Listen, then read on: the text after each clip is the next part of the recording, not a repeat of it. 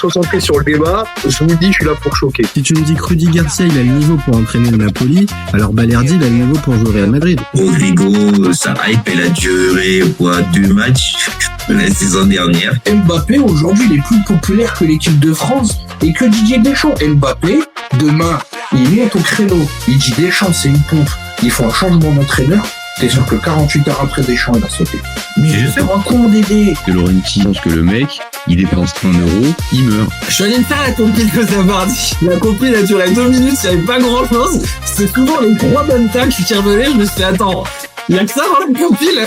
Guardiola, meilleur coach de l'histoire. C'est même pas le meilleur coach de l'histoire du Barça. Il faut arrêter avec Payet, c'est un grand joueur. Alex Ferguson, c'est juste un Giroud qui a eu beaucoup de moyens. C'est pour ça qu'il a réussi. Pendant des années, on se faisait dérouiller à chaque gros match. Ça fait penser à Rudy Garcia. Le match, il va débuter. Les 11 sur le terrain, ils vont se caguer dessus. On va sortir les pop-corn, on va observer tout ça. On va tous mourir. Moi, j'y crois pas. On va se faire éliminer comme des putes.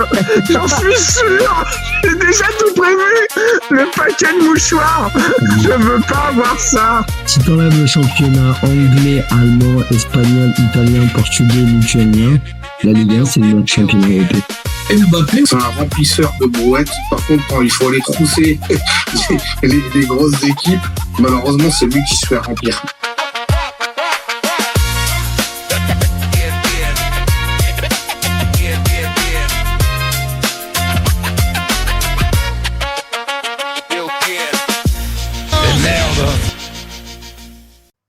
Salut à tous, super content de vous retrouver pour un nouveau débat du FC Copain Mondial 2026. Alors aujourd'hui, on va commencer plutôt pas mal les copains. Commencer avec un Espagne-Portugal. On est pas mal quand même. On est pas mal pour débuter la journée. Bon, on terminera avec un États-Unis-Belgique qui est quand même un peu moins hypant, mais c'est une belle journée de Coupe du Monde quand même. Pour les 8e de finale, commencer par un Espagne-Portugal. Les copains, moi je vous le dis, moi ça me hype.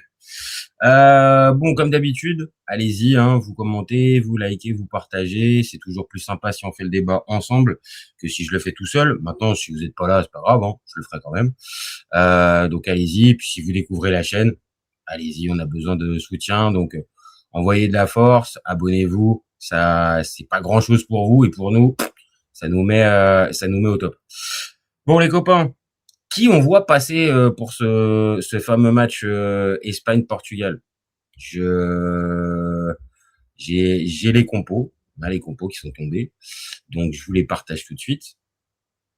Ça nous donne quoi? Ça nous donne côté Portugal, je pensais qu'on allait avoir un peu plus. Je pensais qu'on allait se retrouver avec une équipe un peu similaire à celle qu'on avait vue contre la Croatie, et là je retrouve Joao Félix. Là j'avoue je comprends pas. Je comprends pas. Je trouve que Léao à son poste apporte beaucoup plus. Je vois pas l'intérêt de la compo. Donc pour ceux qui entendent le podcast, qui écoutent le podcast, ça nous donne donc Diogo Costa dans les buts, Nuno Mendes et Joao Cancelo sur les côtés, Renato Vega et Ruben Dias en charnière centrale. Donc là, c'est du ultra classique. Vitinha, João Neves et Bruno Fernandes, c'est aussi du classique. Pedro Neto aussi. Par contre, Joao Félix et Cristiano Ronaldo, voilà. On continue avec l'alliance des deux, qui a l'air de plaire tant que ça à Roberto Martinez, qui pour moi est un vrai frein au très haut niveau. Voilà, maintenant c'est mon idée. Alors, on a El West qui nous dit « Allez Yamal, je pense que l'Espagne a un léger avantage grâce à son jeu collectif et sa forme récente. » Tu me spoil un peu mon avis, mais c'est un peu ça, El West. C'est un peu ça. Christophe Caron. Ah tiens, salut toi. Comment ça va? Ma prédiction d'hier était un peu trop folle, mais j'avais bien parié la Norvège qui se qualifie. Ça, je le sentais très bien. Ce soir, le Portugal sortira l'Espagne. Moi aussi, j'ai dit 2-1 El West Padrino pour la Norvège. Salut tout le monde. Hey, Christophe, c'était fou, J'ai pensé à toi hier pendant le match quand j'ai vu la Norvège qui l'emportait. Bon, ta prédiction, elle n'a pas été jusqu'au bout, mais elle était tellement folle que c'était tendu pour toi quand même d'arriver arriver à la valider. Mais quand même, je tiens à préciser que c'était quand même fort. T'avais vu juste, t'avais trouvé la victoire de la Norvège. Donc bravo à toi. Et aussi El Ouest El Padrino qui avait mis aussi devant. Bravo les gars, hein. Vous êtes solides, hein. On vous dit bravo. Donc la compo du Portugal, c'est classique. Je vais pas vous redire ce que je dis à chaque fois, qu'il y a le Portugal depuis le début de ce mondial, mais je pense que Cristiano en pointe, c'est compliqué. Maintenant, voilà, c'est ma perception. Je pense que Gonzalo Ramos avait tous les arguments pour pouvoir jouer ce match et être titulaire. Et marquer le dernier, mais bon. De toute façon, on a compris. Il a pas fait le changement jusqu'à présent, Roberto Martinez. Il va pas le faire maintenant. Ah, on va être très clair. C'est pas maintenant qu'il va nous inventer Gonzalo Ramos. Il n'y croit pas. Il a pas envie. Donc, ok, repartons sur Cristiano. Maintenant, je vais pas vous dire ce que je redis à chaque fois. Mais pour moi, cette équipe, elle serait meilleure avec Gonzalo Ramos. Voilà. Maintenant, je sais ce que ça vaut. Je sais ce que Cristiano Ronaldo représente, que ce soit pour les Portugais, pour les supporters, pour tout ça. Je comprends. Mais d'un point de vue factuel, vraiment, je vous le dis, les copains, en regardant un peu froidement les matchs, pour moi, ça serait plus équilibré s'il y avait Cristiano sur le banc. Bon, voilà. Par contre, côté espagnol, là, t'as zéro changement. Ah, il y a la seule chose qui manque. Non, même pas. J'allais vous dire en défense centrale, mais non. Parce que Unai Simon, on s'y attendait. Pedro Porro, Cucurella, on a compris que maintenant c'était les deux titulaires du poste. Et en plus, on va en reparler un peu, mais pour moi, ça me paraît être très équilibré, que ce soit en phase offensive comme défensive. C'est pas des gars qui sont des monstres défensifs, mais ils sont plutôt quand même fiables. Et dans la partie offensive, ils t'apportent vraiment, là, pour le coup, un vrai plus. Que ce soit Porro ou Cucurella, c'est un plus, mais tout ça, c'est attendu. Un coup Barcy et Laporte, c'est pareil, c'était attendu. Rodri, Pedri, Dani Olmo, pour animer le milieu de terrain, on s'y attendait aussi. Donc, rien de nouveau. Et pour ce qui est des côtés, pareil. Alex Baena, depuis le début, il semble être plus en forme qu'un Nico Williams qui c'est un peu la déception, hein. On arrive en 8e de finale, Nico Williams, on l'a toujours, je vais pas dire qu'on l'a pas vu, il a joué, mais il nous a pas sauté aux yeux comme ce qu'on avait pu voir à l'Euro 2024. Donc c'est Baena à gauche, et pour le coup c'est cohérent puisqu'il fait un bon début de mondial. Yamal, bien évidemment, à droite, et c'est de lui que ça peut venir ce match-là. Et puis devant Oyarzabal, toujours là pour profiter du jeu, donc du jeu collectif espagnol. Donc pour moi sur les compos là comme ça, vous voyez, il y a des matchs où on peut se dire bon, la qualité individuelle fait que là il y a quand même une équipe qui est sur le papier favorite. Là les copains vraiment pour arriver à déterminer sur les compos un favori, moi j'y arrive pas. Vraiment en premier degré, je vous jure, j'y arrive pas. Hein. Je vois pas qui dans ces deux sélections qui peut vraiment avoir l'avantage juste sur le papier. Il y a des joueurs de classe dans les deux équipes. Le milieu de terrain, c'est plutôt équilibré. Il n'y a pas de point faible véritablement identifié chez les deux. Moi, je vous dis vraiment, je veux bien. Hein, on peut essayer de faire un peu la fine bouche et de se dire si peut-être que là il y a quand même une différence. Moi, je la vois pas. Vraiment premier degré, je la vois pas sur le papier en tout cas.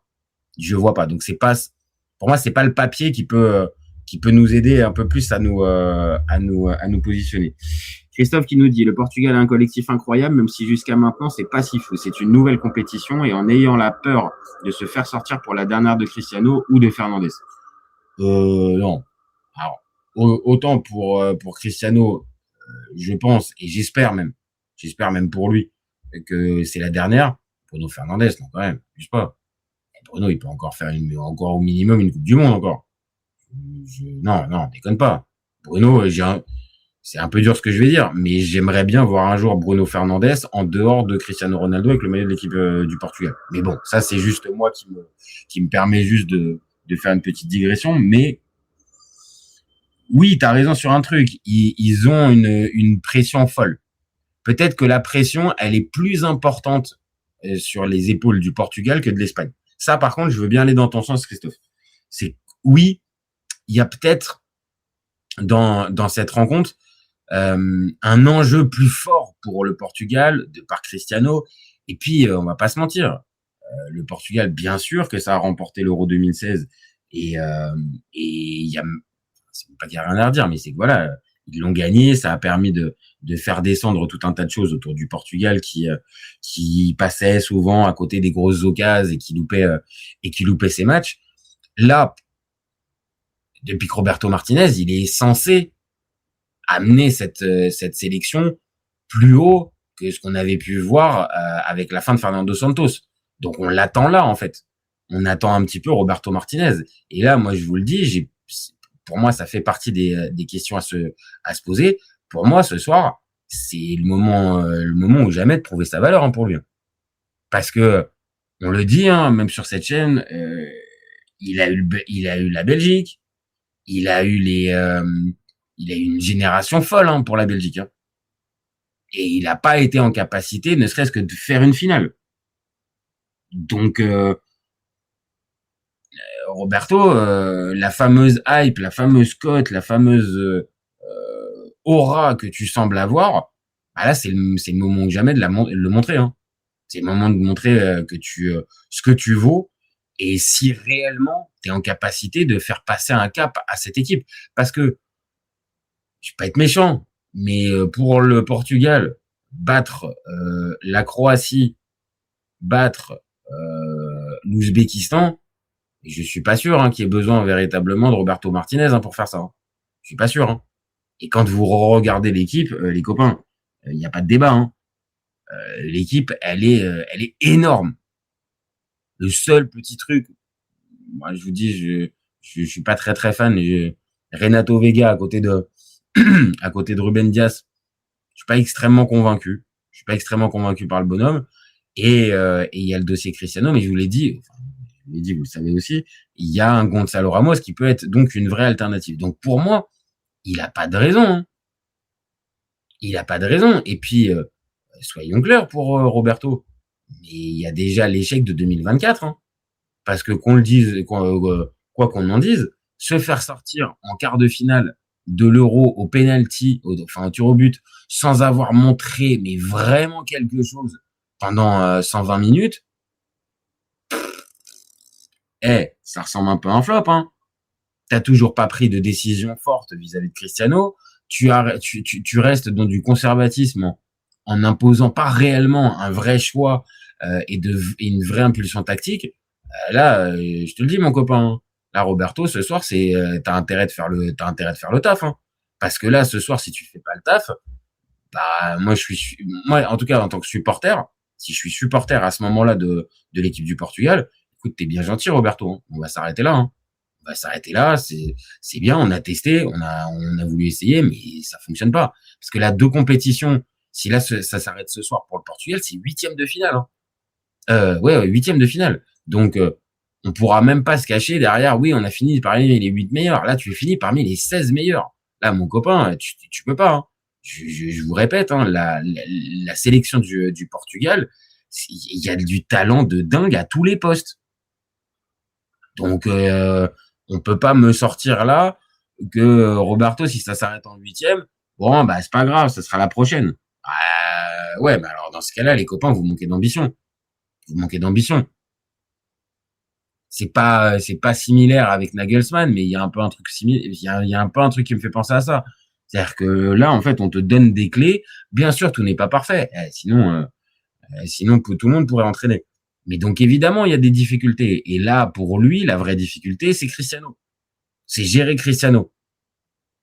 Et c'est pas gérer Cristiano pour qu'il soit content et tout ça. C'est juste le gérer pour l'utiliser au mieux. Et sauf que pour moi, je suis désolé, on en revient très souvent à la même chose. L'utilisation de Cristiano pour les matchs de très haut niveau sur 90 minutes à ce poste aussi exigeant que numéro 9, moi, je vous le dis, j'y crois pas. Il va peut-être me faire mentir, et tant mieux, encore une fois, j'ai rien contre lui.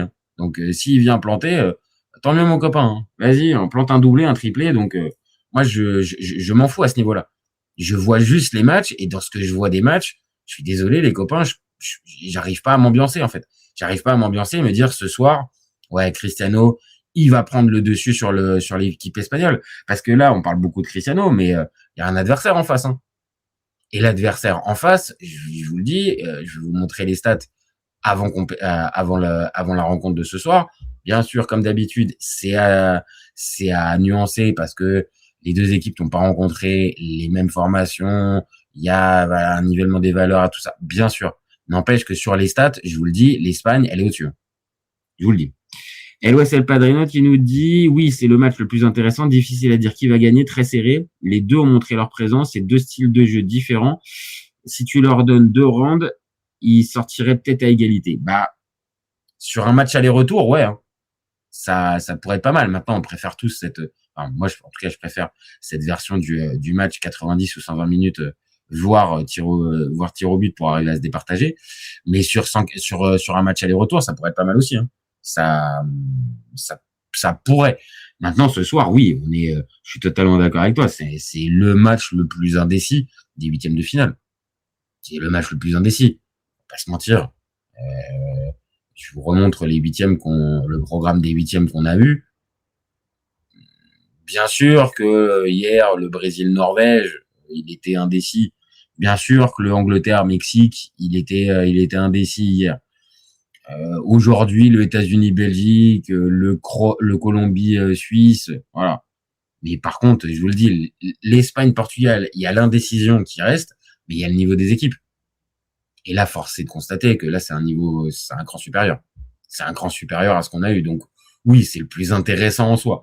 Maintenant, est-ce que c'est celui avec lequel on va le plus se régaler? Ça, je suis pas sûr. Ça, là, je vous le dis, je suis pas réellement sûr. Parce que, le style de jeu de l'Espagne, vous connaissez l'Espagne, hein, je pense que vous avez dû déjà les voir depuis 2 ans, vous avez dû déjà les voir pendant cette Coupe du Monde, et depuis le départ de cette Coupe du Monde, c'est à l'image de ce qu'ils ont fait en 2024. C'est-à-dire que c'est une équipe qui a la balle, qui redouble de passes, qui te fait courir, et qui fait vraiment courir son adversaire après le ballon, qui commence, maintenant, il va falloir nuancer, parce que le dernier match, c'était l'Autriche. Donc forcément, l'Autriche, on est sur autre chose et un adversaire qui est pas véritablement très très reluisant. Mais n'empêche que on a bien vu la montée en puissance, je trouve, de l'Espagne à ce moment-là sur un match à élimination directe. Voilà, et il n'y a pas eu match. Donc bien sûr, on pourra se dire, comme je l'ai entendu, oui, mais c'est que l'Autriche, bien sûr. Non, mais pas se mentir, c'était pas la France en face. Donc, ok. Maintenant, sur ce qu'on a pu voir, moi, j'ai tendance à partir plus sur l'Espagne. Hein. Parce que ce qu'on a vu sur les 2 derniers matchs, si on prend vraiment juste la lecture des 2 derniers matchs, le Portugal, ça a été une tannée sans nom pour arriver à sortir la Croatie. Hein. Ça a été le parcours du combattant. Hein. Donc, ils ont pas été obligés de puiser dans les réserves parce qu'ils ont évité la prolongue. Ça aurait pu être en prolongue et là, peut-être que ce paramètre-là, s'ils avaient joué la prolongue, peut-être que je vous aurais dit, là, il y a peut-être des chances pour que les Portugais, ça coince. Parce que, faut être en jambes, hein, contre les Espagnols. Faut vraiment être en jambes. Ils vous font courir. Ils ont un style de jeu qui fait que c'est en plus pas forcément du tiki-taka juste pour te faire chier, en fait. C'est juste, en fait, c'est leur style de jeu. Et en fait, ils ont une maîtrise technique, une maîtrise tactique aussi, mais une vraie maîtrise technique. Wow, c'est fort. C'est vraiment très, très fort. Vraiment, cette équipe, moi, je vais pas dire elle m'émerveille, parce qu'on, pareil, les 4 matchs qu'on a vus, c'est Cap-Vert, Uruguay, Arabie Saoudite et Autriche. Donc, c'est pas de l'adversité de dingue. N'empêche que ce qu'ils font, et dans les 4 matchs, hein, même s'ils gagnent pas contre le Cap-Vert, ils dominent, ils font un vrai match intéressant, un vrai match, complet. Il y a juste pas l'efficacité qui est là. Maintenant, il y a un point, et c'était ce que nous disait Elwes tout à l'heure en tout début de débat. Ce match, il peut aussi dépendre d'un homme. J'aime pas faire des trucs individuels parce que le foot, ça reste un sacré sport collectif et t'as besoin de tes 11 coéquipiers, enfin tes 10 coéquipiers. Mais Lamine, pas se mentir que ça peut être lui qui peut décider du match. Il est pas sur un mondial extraordinaire. Pour être très clair, il revient de blessure, on le sait. Mais voilà, il monte un peu en régime, je trouve. Mais on n'a pas encore le Lamine Yamal capable de faire les différences, capable de pouvoir vraiment, comment dire, oui, capable d'attaquer, de déstabiliser tous ses adversaires sur n'importe quelle prise de balle. C'est peut-être là ce qui lui manque encore pour l'instant dans sa condition physique, c'est on sent pas une retenue, j'irai pas jusqu'à là, mais il a pas les jambes en fait. Il a pas encore les jambes sur 90 minutes. Maintenant là, il est revenu contre le Cap-Vert. Il est titulaire contre l'Arabie Saoudite. Il enchaîne après derrière les autres matchs. Pour moi, ça va dans le bon sens. La gestion de De La Fuente, pour le coup, elle me semble bonne sur le cas Yamal. C'est-à-dire qu'on l'a pas trop préservé pour le garder au frais au maximum. On l'a intégré au fur et à mesure. Il a repris la compète. Donc pour moi, c'est positif. Maintenant, on va attendre plus, hein, parce que Yamal jusqu'à aujourd'hui, je crois que c'est qu'un seul but contre l'Arabie Saoudite. Hein. Je crois qu'il n'y a même pas de passe décisive. Donc on en attend forcément plus. On le cherche dans le jeu, on le trouve dans le jeu, et il est pas dégueulasse, hein, encore une fois, hein, il est pas horrible. Mais on attend plus. Et là, ce soir, quoi de mieux qu'un match contre le Portugal pour lancer ta Coupe du Monde. C'est un peu là, hein. Pas vous mentir, pour moi, c'est là que doit commencer la Coupe du Monde de Lamine Yamal. Maintenant, attention, c'est un match tout près, donc ça peut commencer ce soir et s'arrêter ce soir. Mais on l'attend forcément. Amine DZ qui nous dit bonjour, salut à toi Amine. Tu vois quoi comme résultat, Amine, pour ce petit Portugal Espagne. Moi, je vous le dis, le papier, on en a parlé, c'est pas dingue. C'est pas dingue pour arriver à faire un écart. Le papier est dingue. Hein. Je le repartage là en ce moment. Le papier, enfin voilà, la compo des 22 joueurs, on est sur du très haut niveau. Mais pour arriver à se décider sur le papier, comme j'ai dit, pas possible. Sur les stats, donc on va dire sur l'impression des stats qu'on a pu voir et des matchs qu'on a pu voir depuis le début de la compétition, oui, là pour moi, l'Espagne, elle est au-dessus. Elle a mieux maîtrisé ses matchs et elle semble sur une progression avec une équipe type, avec un style de jeu bien affirmé. Et puis, alors, on parlait de ce match de Ligue des Nations 2025. Bien sûr que ce match-là, si t'es portugais, tu vas construire dessus pour pouvoir essayer d'avoir un vrai espoir contre cette équipe espagnole. Mais n'oublions pas, l'Espagne, elle est championne d'Europe en titre. Donc en termes de confiance, et vu que ce groupe a très très très très peu évolué, voire n'a quasiment pas évolué, il doit y avoir que le Normand qui était pas là, qui est pas dans le 11, il doit y avoir Morata qui était là, et puis Nico Williams. Nico Williams c'est encore dans le groupe, mais il est juste plus titulaire. Donc on est quand même sur Pedri, Rodri, Oyarzabal, Yamal, Olmo, Cucurella, Simone, enfin tous ces gars-là, ils étaient là. Donc pour moi, qu'on le veuille ou non, ce qui a été fait il y a 2 ans avec cette victoire à l'Euro, en fait tu peux pas l'enlever en fait. Tu peux pas l'enlever, et là ce soir pour moi ça peut jouer beaucoup dans le déroulé du match. Même si le Portugal, vous le voyez, ils ont 61% de possession de moyenne depuis le début de la compétition, pour moi, ils n'auront pas la balle ce soir. Ce soir, ils n'ont pas la balle. Et je le dis, quand tu n'as pas la balle face à l'Espagne, c'est compliqué. C'est pas, je veux pas faire le chiant, hein, mais vraiment, cette Espagne, quand t'as pas le ballon contre elle, franchement, elle te fait courir. Elle te fait véritablement courir. Et le Portugal, je sais pas s'ils ont des joueurs vraiment pour un pressing tout terrain pendant 90 minutes. Je suis pas sûr. Ils peuvent le faire, hein, mais Vitinha, Joao Neves et Bruno Fernandes, c'est pas leur qualité première, c'est pas des harceleurs par excellence. Maintenant, c'est des joueurs très intelligents qui savent se placer. Donc peut-être que ça peut être là que se situe la clé. Mais soyons très très clairs. La balle, je vous le dis, ce soir, avec le milieu qui est affiché, je ne vois pas un monde où c'est pas les Espagnols qui ont la possession dès la 10e minute de jeu. Hein. Je vous le dis. Hein. Parce que le triangle Pedri, Olmo, Rodri, wow. Bien sûr qu'en face c'est costaud, hein. Mais il y a plus je trouve plus d'automatisme dans ce Pedri, Rodri, Olmo que Vitinha, Neves, Fernandes. Maintenant, attention, Neves et Vitinha jouent ensemble en club, donc ça peut jouer. Ça peut aussi amener une autre complicité. Voilà. Autre paramètre à prendre en compte dans les stats, parce qu'on regarde un peu les stats aussi pour arriver à se déterminer, c'est le nombre de buts encaissés. Hein. Donc pareil, oui, les équipes rencontrées étaient pas extraordinaires pour l'Espagne, d'accord, ok. N'empêche que tu as pris 0 but. Alors hier, les Mexicains, ils avaient pris 0 but, au final, ils se sont pris 3 pendant le match contre l'Angleterre. Hein. Donc, mais c'est un paramètre aussi à prendre en compte. La défense espagnole, elle est en confiance. Donc c'est toujours pareil.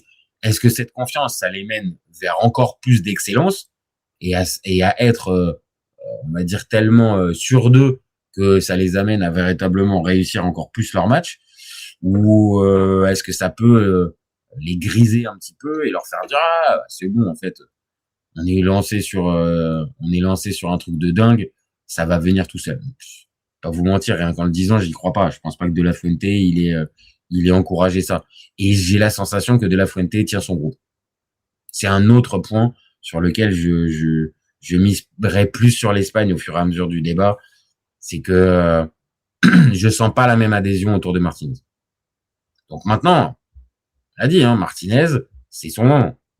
C'est ton moment, c'est ton moment ou jamais. C'est le moment ou jamais. Un gars comme Thomas Tuchel hier, dans l'adversité, dans la complexité, il a réussi à trouver son match référence avec les Anglais contre le Mexique. Hein. Donc c'est là en fait que c'est pour ça aussi qu'on aime cette Coupe du Monde, qu'on aime ces tournois-là avec élimination directe, parce que c'est là en fait que, pas dire le destin, mais ici il y a un peu de ça, le destin d'une équipe, le destin d'un entraîneur, d'un joueur, d'un coach, de plein de personnes peut basculer. Et c'est ça qui est, on va dire, un petit peu fascinant dans le foot, c'est que ça peut basculer d'un côté comme de l'autre, mais vraiment très rapidement. Parce que là, ce soir, si Roberto Martinez, il y a victoire et qualification contre l'Espagne, je vous le dis, il va pas être porté au nu parce que l'entraîneur est pas tout de suite mis en valeur dans ce type de cas, mais il va être tout de suite cité comme enfin on a le match référence de Roberto Martinez. Ok, on voit la patte, ok, on voit le résultat, il sort les champions d'Europe en titre, quel exploit.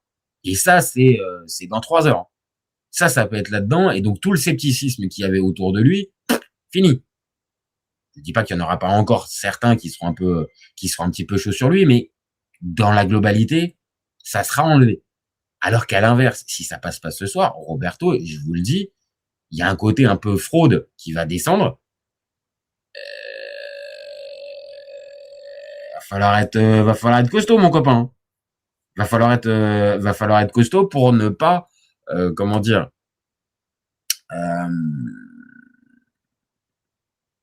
perdre après toute la hype qu'il y a autour de toi, parce que Roberto Martinez, on le dit, ça fait un moment, il est courtisé, il a une réputation, on lui confie des sélections de talent. Alors après, c'est pas une pipe totale, hein. Il y a pas non plus se tromper, hein. Je suis pas en train de vous dire que Roberto Martinez, c'est un pimpin, mais voilà, ce soir, c'est ton moment aussi, hein. C'est pas que le moment de Cristiano, de Bruno, de Vitinha, non. Là, Roberto, c'est toi qui joues le plus gros. Parce qu'on l'a dit, il y a l'Euro 2024 auquel tu as participé au crash. Parce que pour moi, encore une fois, quart de finale est sorti comme ça, de cette manière-là. Peu importe si c'est l'équipe de France, tu t'es fait sortir malement en proposant rien. Donc, désolé, mais pour moi, il n'y a pas quelque chose. Donc, est-ce que ce soir aussi, c'est pareil? Est-ce que ce soir, il va rester sur une version Portugal un peu proactive, comme on a montré, 60% de possession de balles, on essaie de montrer que on est le Portugal et qu'on veut surtout pas, on veut essayer de battre cette Espagne, on va dire à la régulière sur son jeu. Ok, très bien. Maintenant, on attend la qualif, hein. On attend la qualif, copain. Là, je pense que les supporters portugais ce soir, ils voient pas autre chose, hein. Amine DZ qui nous dit, je vois l'Espagne au-dessus, le Portugal ne m'a pas convaincu. Bah, c'est un peu ça. Sur les impressions, je pense que c'est l'Espagne qui l'emporte. Sur les impressions depuis le début du tournoi, on va pas tourner autour du pot 15 ans. Sur ces impressions-là, oui, pour moi, l'Espagne, c'est au-dessus. Sur le papier, c'est égalité. Difficile. Après, c'est des choix, hein. C'est plus de la sensibilité, mais on peut pas dire réellement, genre, le 11 du Portugal est meilleur que celui de l'Espagne, et on peut pas dire l'inverse. Vraiment, pour moi, là, c'est 50-50. Les impressions, je l'ai dit, elles mènent plus vers l'Espagne. La confiance. Alors, bien sûr, il y a ce match de Ligue des Nations. Il faut pas l'enlever, hein. Parce que ce match de Ligue des Nations, bon, pour moi, la Ligue des Nations, ça vaut que dalle. C'est une coupe en choco qu'on s'est encore rajouté pour éviter d'avoir des matchs amicaux à rallonge, mais je vois pas l'intérêt de cette compétition. Vraiment, Ligue des Nations, pour moi, c'est mais n'empêche que les joueurs, ils l'ont joué. C'était il y a un an, pas il y a 17 ans. C'était il y a un an, et les 3/4 de ces joueurs alignés ce soir étaient sur la pelouse de ce fameux match il y a un an. Donc, bien sûr, je l'ai dit, si t'es Roberto Martinez, tu construis tout ça là, tu construis ton match et peut-être ton approche autour de ce résultat. Bien sûr. Mais la confiance, désolé, hein, il y a une équipe qui a remporté un tournoi un an avant, qui s'appelle l'Euro, qui est au-dessus, chez moi, de la Ligue des Nations. Et donc, cette fameuse confiance, pour moi, de fait, elle revient à l'Espagne. Donc, confiance et impression visuelle, depuis le mondial, ça va vers l'Espagne. Et après, il y a un autre paramètre pour moi qui va sur l'Espagne, on a commencé à en parler, c'est l'adhésion au projet du coach, du staff et l'osmose qu'il y a entre les joueurs, tout ça. Je trouve, après c'est subjectif, je suis pas dans les vestiaires, je suis pas dans les intimités de ce qui se dit, de ce qui se passe et tout ça. Mais dans ce que on peut voir justement de cette Coupe du Monde, pour moi, l'impression d'osmose, elle va plus vers l'Espagne que vers le Portugal. Je dis pas qu'ils sont en train de s'envoyer des taquets à la face, les Portugais. Je dis pas ça. Je dis juste que tu sens réellement en Espagne plus un esprit de corps. Ils font qu'un. Et après, ce serait peut-être un peu philosophique ce que je vais dire, mais c'est aussi un peu en lien avec leur manière de jouer, en fait. C'est-à-dire, il n'y a pas d'individualité au-dessus qui ressort. On est là pour être un vrai collectif et jouer ensemble au ballon. Et sur ça, force est de constater, les copains, ils sont très très forts. Ils sont très très forts, les Espagnols. Donc, bien sûr que le match il est indécis et que ça va pas se jouer sur grand chose. Je repartage les compos. Vraiment, ça va se jouer sur rien. Voilà, ça va se jouer sur rien. C'est même possible qu'on ait un 1-0 et que ça aille jusqu'en prolong. Par contre, l'orgie de but, je vous le dis, j'y crois pas. Ça, par contre, j'y crois pas. Le fameux, on va avoir du jeu pendant 90 minutes et on va avoir une pléiade d'actions et du jeu collectif. J'ai peur. Et j'ai peur tout simplement. Je suis pas de le dire, mais j'ai peur que justement le Portugal retrouve un peu cette espèce d'ADN type comment Fernando Santos, où on se retrouvait avec une équipe quand même bien physique, bien en place derrière, et un peu à l'image de ce qu'on avait vu il y a 2 ans pour le quart de finale d'Euro 2024 contre la France. Donc moi j'ai juste peur de ça. Moi je vais vous dire, j'ai juste peur de ça pour ce match, et que cette équipe du Portugal elle verrouille de trop. Maintenant c'est peut-être le seul moyen pour arriver à battre cette Espagne. Je trouverais ça quand même un peu dommage, parce que t'as quand même des joueurs pour pouvoir pour pouvoir jouer autrement que bloc bas derrière à les attendre. Mais bon, à voir. Hein. Mais sur le, voilà, ça se joue pas à grand chose sur tous les aspects, vraiment. Ça se joue pas à grand chose. Mais moi, les copains, je vous dis, je pars sur une victoire de l'Espagne. Je pars sur une victoire de l'Espagne. Comme j'ai dit, un but d'écart, donc allez, partant sur un 2-1. Il n'y aurait pas le 1-0 parce que le 1-0 ça voudrait dire qu'on se tape vraiment un match compliqué. Mais voilà, il y a une place à récupérer pour un quart de finale abordable pour les deux équipes. Faut être très très clair, hein. On va pas se mentir. Rencontrer soit les États-Unis ou la Belgique en quart de finale, quand t'es l'Espagne ou le Portugal, honnêtement, il y a quand même pire comme tirage au sort. Donc voilà, là il y a le gros morceau à sortir. C'est pour ça aussi que ce soir on va être tous devant notre télé à regarder ce que ça va nous réserver.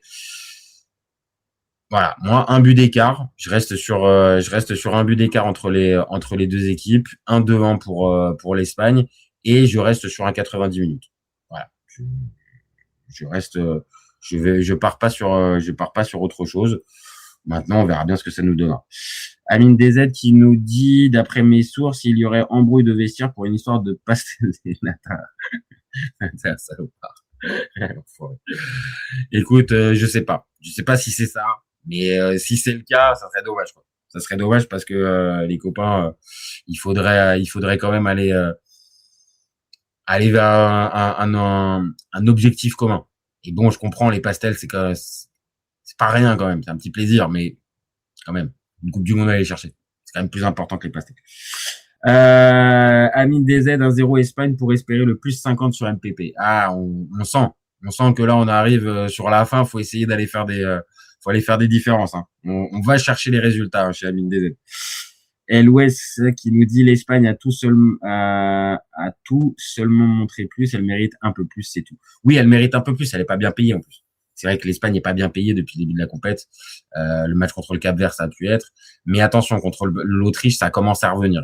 Ça commence à revenir et mine de rien, moi j'ai bien aimé ce qu'ils ont montré contre l'Autriche. Ok, ils étaient vraiment faibles, l'Autriche en face. Ils ont pas proposé grand chose et ils ont jamais tenu leur fameux gegenpressing. Mais quand même, de la manière dont ils les ont battus, c'était fort quand même. Donc, pour moi, je pense que là, ce soir, on a la montée en puissance définitive et actée de l'Espagne. Maintenant, ça se trouve, il va y avoir 3-0 pour le Portugal. Je vais avoir l'air bien con quand je vais revenir tout à l'heure pour le débrief. Mais bon, écoutez, c'est pour ça qu'on fait les débriefs et c'est pour ça qu'on fait les débats. On prend des risques, on verra bien. Mais en tout cas, c'est fait en toute honnêteté et en toute sincérité. Donc, voilà, moi, j'ai donné mon avis.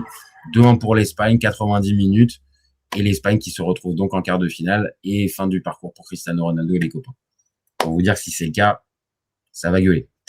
Merci à tous. Merci particulièrement à LOS El Padrino, toujours aussi fidèle. À Amine DZ aussi, toujours aussi fidèle. Merci les copains. Et merci aussi à Christophe, notre pronostiqueur fou qui nous avait dit hier quand même, à préciser comme quoi, hein, sur le chat, on a aussi des experts, hein. Il nous avait annoncé la victoire de la Norvège. Bon, avec un scénario un peu plus dingue, il nous avait quand même annoncé la Norvège. Et LOS El Padrino aussi avait annoncé la Norvège. Donc, merci à tous les copains. Merci à tous d'avoir suivi. Le live dispo en replay dans quelques minutes sur la chaîne. Donc, vous commentez, vous likez, vous partagez. Comme d'habitude, vous savez. Si vous avez découvert cette vidéo, allez-y, vous commentez, vous likez, vous partagez. Mais vous pouvez vous abonner. Ça fait la diff. On a besoin de vous, les copains. Le live va être dispo en replay dans quelques minutes sur toutes les plateformes type Deezer, Spotify, Apple Podcast, toutes les autres. Je ne connais pas toutes, mais il y en a plein. Donc là aussi, vous pouvez vous abonner. Et puis, si vous êtes abonné déjà, vous savez ce que je vais vous dire. Vous gardez en tête que ces copains, on est ouvert toute l'année, mais encore plus pendant le Mondial 2026. Ciao, ciao les copains. Ciao, ciao.